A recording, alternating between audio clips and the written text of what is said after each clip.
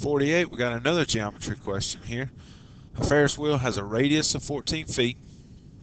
Underline that. How far will you travel if you take a ride that goes around 6 times?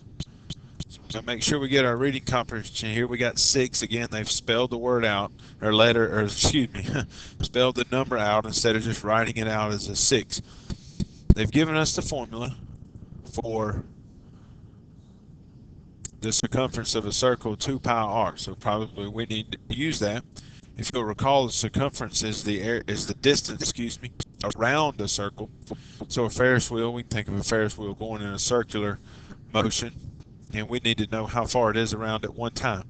So if we find how far it is around at one time, then we can just multiply that by 6 to determine how far it is around that you'll go 6 times. Let's pull up our calculator here. Whoop, wrong one. Drop that down. Let's pull up our calculator here, and we'll slide it over a little. And let's look. We have got, it says use pi 22 over 7. Now, most of us know that pi is 3.14, and then it has a whole bunch of other digits to it. We just use 3.14.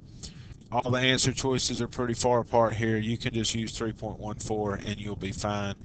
And we'll just plug that into the equation. So we're just following right along. We're going to do 2 times 3.14, which is pi, times our radius, which is 14 feet in this case, and they gave it to us in radius, not diameter.